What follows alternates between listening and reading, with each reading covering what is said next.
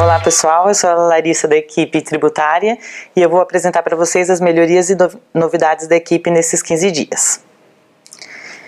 Então a primeira coisa que nós fizemos foi um novo campo no SPED de contribuições. O cliente vai ter a possibilidade agora de fazer a geração do registro 0120, que é a identificação da FD contribuições quando ela não tem dados para escriturar.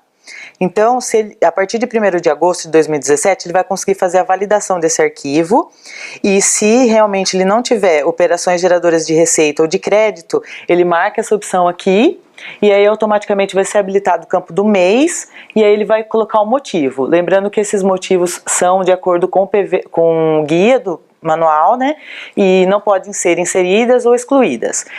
Quando chegar no mês de dezembro, ele vai selecionar lá a competência de apuração 12 de 2017, aí se em algum mês, durante esse ano de 2017, ele enviou o arquivo zerado, ele vai ter que informar qual foi o período que ele gerou e fazer a geração de dezembro com todos os registros. Aí ele vai ser gerado um 0120 para todos os registros que ele enviou zerado no período. Também no SPED de contribuições, nós fizemos a adequação do registro 0110, que é o regime de apuração da contribuição social e de apropriação de crédito. Quando a empresa for, pelo regime tributário, lucro presumido e o regime de incidência do PIS e COFINS for cumulativo, esse campo 3, que é o método de apropriação, ele vai ser gerado em branco. Ainda no SPED de contribuições, nós fizemos umas melhorias na geração do arquivo. Por exemplo, nós ajustamos o registro C170 para que todas as operações que não sejam geradoras de crédito, ou seja, aquelas que utilizaram esses CSTs aí, elas não sejam enviadas no arquivo. Por exemplo, se a nota tiver registros com CST 70, 71, esses daí, e mais um de 50 que seja operação geradora de crédito, aí a nota vai ser enviada. Agora, se a nota só tiver itens com esses CSTs, aí não vai enviar nada. Tá? O registro também nós melhoramos o registro C481, C485 e C870. Quando a operação não for geradora de débito, nós não vamos enviar mais a base de cálculo do PIS e COFINS. No registro I001, que ele é referente às atividades financeiras, nós vamos enviar esse registro, que é a abertura do bloco e o fechamento, mas no campo referente à situação do registro, nós vamos enviar como um sem informação. No registro 1100 e 1500, as operações que são geradoras de crédito e elas estiverem presentes no registro 1100 e 1500, vai ser gerado esses respectivos registros referente a eles. No registro C100, nós ajustamos também, de acordo com as regras do PVA, para que os valores de ICMS, ST e IPI, quando ele não tiver direito a crédito, eles serem somados no campo 16, que é referente ao valor da mercadoria. E é isso, pessoal. Bom dia, pessoal. Meu nome é Adriano, sou da equipe comercial e operações. Vou apresentar para vocês as melhorias e novidades dos últimos 15 dias. Bom, a primeira tarefa foi a parte da criação do parâmetro para preenchimento da base e valor de ICMS em notas fiscais. Foi criado um parâmetro para definir qual vai ser a abordagem no processamento do XML. Vão ser duas opções, que vai ser calculado pelo RP, onde a gente vai calcular os valores de ICMS baseado nos valores informados nos itens, ou de acordo com o emitente, que vai ser baseado nos valores informados nos totais do XML. Bom, aí com isso, a antiga aba situação cadastral do cadastro de pessoas foi renomeada para fiscal, porque agora ela vai contemplar também essa informação, além da situação cadastral do fornecedor, também vai ter essa parte da situação, o tipo de abordagem para o processamento do XML. Então essa vai ser a nova opção quando subir a versão, e usuários com a permissão 2366 poderão alterar esse parâmetro. Para ficar mais fácil explicar como isso vai funcionar, então, por exemplo, um exemplo de um refresco laranja com uma compra normal, 11,02, 100 unidades a R$1,18% integral. Se fosse calcular esse ICMS, a gente teria R$100 de base e R$18 de ICMS. Só que imagine que por algum motivo de arredondamento o fornecedor mandou 2 centavos mais caro, diferença, 2 centavos a mais. Então isso no item como no total. Como que vai funcionar isso de acordo com cada parâmetro? No parâmetro com a abordagem calculada pelo RP, a gente não vai usar aquele 1802, a gente vai usar o os campos QCOM e V unitário para poder calcular a base, e com a base ICMS a gente vai calcular o valor do ICMS, chegando nos R$18, que seria o valor correto. Então, o procedimento vai ser normal até o fim do rumo da nota fiscal. Quando o tipo do cálculo vai ser pela abordagem do XML, a gente vai assumir aqueles valores que o fornecedor mandou.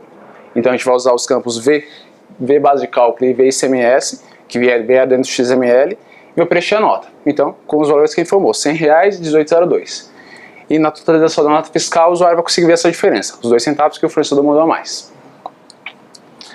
Em ambos abordagens, a gente vai mostrar na nota. Então, aqui no topo da nota, no header, sempre vai ter a informação de qual foi a abordagem utilizada quando a nota fiscal foi processada. E quando a nota foi confirmada, na aba de ocorrência, o usuário vai conseguir ver também qual foi a abordagem utilizada. A outra melhoria foi na parte de DI de pedidos de compra, que a gente criou um parâmetro para poder limitar o tamanho do arquivo, a 180 linhas. Então vai ser um parâmetro para quando as vans for GXS ou GXS OpenText. Então vai ter essa parte desse parâmetro. Então vai ter esse parâmetro dentro do caso de fornecedores. Então quebrar arquivo em 180 linhas. Então quando o usuário fizer o download do pedido, o arquivo vai ser dividido, vai ser limitado a 180 linhas. Quando ele for limitado a 180 linhas, então por exemplo o pedido que deu 214 linhas. Então você gera 2 arquivos e esse arquivo vai estar dentro de um zip. Essa vai ser a mudança quando o parâmetro estiver habilitado. E é isso, pessoal. Bom dia, meu nome é Gleicia, eu sou da equipe Taurus e vou apresentar as melhorias feitas nos últimos 15 dias no módulo financeiro. No relatório de alteração de sangria, nós fizemos algumas melhorias. A gente incluiu um filtro por ECF. Antes, na verdade, os ECFs, as alterações eram exibidas em sequência e, na verdade, não tinha ordenação por ECF. Então, era mais difícil de encontrar uma alteração específica, se fosse necessário. Então, agora é possível filtrar por ECF e nós também agrupamos por ECF. Então, você consegue ver em ordem de ECF e agrupado, então fica mais fácil de localizar uma alteração específica. Além disso, nós também incluímos o botão para exportar esse relatório para PDF e Excel. Nós fizemos um novo relatório de aniversariante. Esse relatório ele vai permitir ver aniversários não somente de funcionários, mas também de clientes e fornecedores, desde que sejam pessoas físicas. Então ele vai permitir filtrar um período, por exemplo, aniversariantes do mês de agosto, e aí vai visualizar quais são os aniversariantes, a data, quantos anos está fazendo. E aqui não coube na imagem, mas a gente tem algumas informações como telefone celular, comercial e também e-mail pessoal e e-mail comercial, para se for um cliente, por exemplo, se você quiser mandar um e-mail no aniversário dele, então esse relatório vai servir para isso. O relatório de duplicatas de pagamento agora também tem opção para exportar para PDF e Excel. E nós fizemos uma nova opção de modelos de contrato financeiro. Então a gente tem os contratos, os contratos financeiros, mas se você quiser ter uma opção para conseguir colocar o contrato físico, fazer um contrato para o cara poder assinar, o cliente poder assinar, então agora você consegue cadastrar esse modelo de contrato no RP. Então você coloca aqui nessa tela o nome e uma descrição para o contrato, e aqui a gente tem um editor de texto, onde você pode colocar o formato do contrato da forma que for necessária. E a gente tem também essas variáveis de contrato para você conseguir fazer um modelo único. Então, para aqueles dados que mudam, como CNPJ, o nome do cliente, então você consegue utilizar com essas variáveis. E aí, depois de pronto, ele vai ficar mais ou menos nesse formato. Então, as variáveis ficam nesse padrão. E aí, depois que você salvar, o modelo fica aqui para consulta, permite você editar o modelo, excluir ou pré-visualizar. E aí esse modelo, no momento que você for cadastrar um novo contrato, você consegue associar esse modelo ao contrato. E aí depois que você salvar, na tela de edição, ele vai ficar disponível, você consegue alterar também. E aí clicando ali no botãozinho da impressora, a gente consegue visualizar o formato já com os dados conforme a loja que você selecionou. E aí consegue também imprimir para o seu cliente ou para o seu fornecedor conseguir assinar esse contrato. Nós também fizemos um novo parâmetro para conciliação de cartões, para conciliar somente pelo NSU. Hoje, a conciliação de cartões primeiro ele tenta conciliar pelo NSU, mas se ele não encontrar o NSU, ele usa um algoritmo para tentar conciliar com outros dados, como o valor, a loja, assim por diante. Então, esse parâmetro serve para se você não quiser que o sistema tente utilizar esse segundo algoritmo. Então, se ele não encontrar pelo NSU, ele não vai fazer a conciliação, e a conciliação vai ter que ser feita manualmente. E nós também fizemos uma alteração nos contratos de despesa, que quando no cadastro da loja o regime de incidência de PIS estiver como cumulativo, a gente não vai mais permitir alterar opções de alíquotas de PIS e COFINS para os contratos de despesa. Então ele fica fixo, esse não se aplica e não permite alteração. Ok? E é isso, obrigada. Bom dia, meu nome é Ricardo. Hoje eu vou apresentar para vocês as melhorias e novidades implementadas pela equipe de vendas.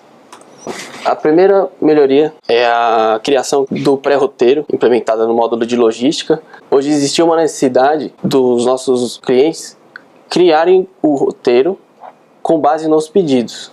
Antigamente tinha a opção, que no botão verde, é o botão que já existia, que ele criava o roteiro para listar os pedidos. Com essa nova opção, ele vai poder listar os pedidos e criar o roteiro com base nesses pedidos. Então aqui, o exemplo, após clicar no botão criar pré-roteiro, ele vai listar os pedidos, você marca eles pela lateral e clica em criar pré-roteiro. Essa é a tela de como vai ficar depois da inclusão dos pedidos. E aí depois, quando ele clicar no botão salvar, ele vai ficar listado junto com os roteiros do modo antigo. Outra melhoria que nós fizemos foi na parte da conta corrente do vendedor. Foi incluída uma nova coluna que é o valor base da comissão. Esse valor base da comissão foi diferenciado pelo valor total da nota, porque nem sempre o representante ele recebe a comissão com base no valor da nota. Às vezes ele recebe com base no valor da duplicata, o valor bruto, o valor líquido da duplicata. Isso considera o desconto financeiro. Essas duplicatas vêm provenientes do força de vendas, né? E lá tem a parte de desconto financeiro, tudo. Então isso que difere o valor bruto e líquido da duplicata.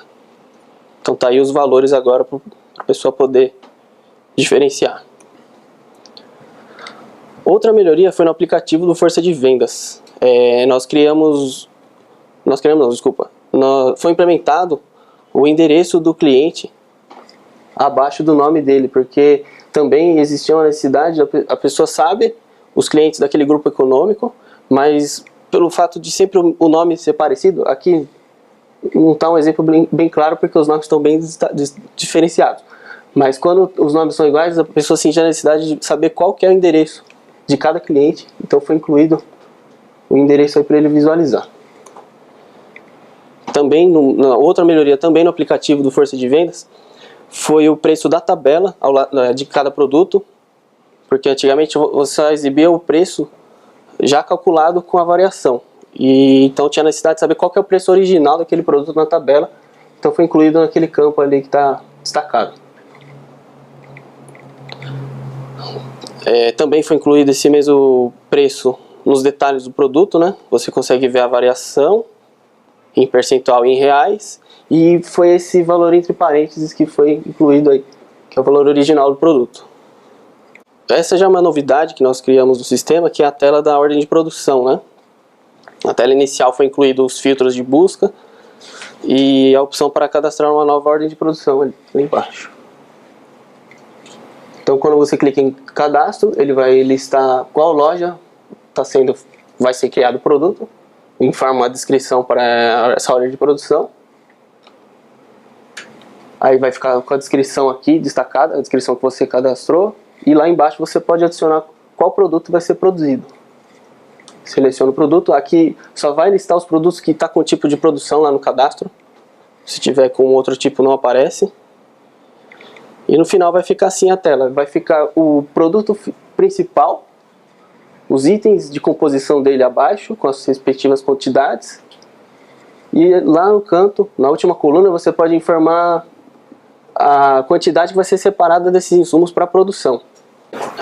Também, ao você finalizar essa ordem de produção, ele tem o status ali, a coluna status vai demonstrar se está em digitação, se está em fechado, né?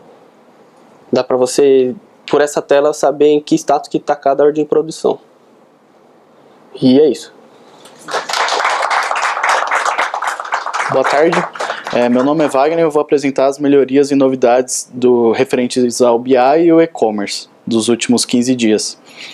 A primeira delas é, dando continuidade à possibilidade de customização do e-commerce. Agora o usuário também pode criar páginas personalizadas dentro do e-commerce. Isso ainda é feito pelo próprio ERP. Então, na mesma tela de configurações que a gente já tinha, que eu mostrei os banners e cupons nas últimas reviews, agora tem também a opção de páginas. Então, aqui o usuário preenche o título dessa página, a URL que vai ficar no navegador, tem um exemplo de como que vai aparecer. No corpo tem um editor de texto, que ele pode colocar o texto negrito, itálico, centralizar, mudar a fonte, fazer alguma coisa. A posição que ela vai aparecer no rodapé, então tem uns linkzinhos que eu vou mostrar como aparece, se está visível ou não. E detalhes de SEO, que é para indexação do Google e buscadores. Então, qual que é o título que aparece no Google e qual que é a descrição, as palavras-chave para essa página. Quando salvar lá, aparece no rodapé do e-commerce os links das páginas com o título que foi informado lá. Então, por exemplo, como comprar, como trocar, políticas de troca, qualquer coisa que quiser colocar. E aí a página aparece conforme foi feito lá, o título e a formatação que foi feita. Uma outra novidade é a possibilidade de integrar um pedido separado na API do ERP. Então, já tinha uma API que inclui pedidos externos, só que com duplicatas quitadas, e a gente precisava de um separado. Então, agora, se precisar, dá para incluir esse pedido separado, ele gera a duplicata, mas não quita nesse caso. Então, tem uns detalhes na tela de APIs do ERP já de como funcionar, que tem que informar a quantidade de pedido separada, e no fim ele cria um pedido balcão do tipo e-commerce, já com status de separado. E aí o usuário consegue finalizar e dar continuidade. Uma outra novidade foi... reformulamos o dashboard de sugestão de pedidos de compras. Agora a gente está mostrando qual que foi a aderência da sugestão de compra. Então aqui nesse caso a gente mostra quanto que foi sugerido e quanto que de fato foi comprado em quantidade, qual que foi a diferença disso e quantos compradores, ou qual que foi a percentual de aderência das sugestões, com base em uma data de emissão, um período de emissão em uma rede. Então aqui a gente vê por rede o laranja, a quantidade que foi sugerida pelo sistema, e o azul é o que de fato foi comprado. Então se pegar a rede Pará, ela está bem divergente. O sistema sugeriu a mais, só que não comprou tanto. Tocantins, Santa Catarina está mais perto do que o sistema sugeriu. Ali por regional. E aí mais embaixo tem os detalhes por comprador, então dá para ver onde que está a sugestão de compra, quem que compra abaixo do que foi sugerido, quem que compra acima, compra muito a mais. E aí a gente usa valor do item, o custo, para poder calcular isso, porque para meio que mostrar se o problema é muito grande ou não, porque se for um item que o comprador comprou a mais 10 unidades, mas o valor do item é R$1, não é tão grave como um item que custa R$100 e ele comprou as mesmas 10 quantidades a mais. Então isso fica mais óbvio quando a gente trabalha com valor. A mesma coisa por setor de compra, dá para ver qual que é o setor que está comprando ali na sugestão ou não. E embaixo por grupo, e aí aqui separado pelas cores, até 10% de diferença da sugestão. Então aqui é o que está mais próximo, entre 10 e 30, 30 e 70 e mais que 70% acima. E dá para mudar a ordenação também. E é isso.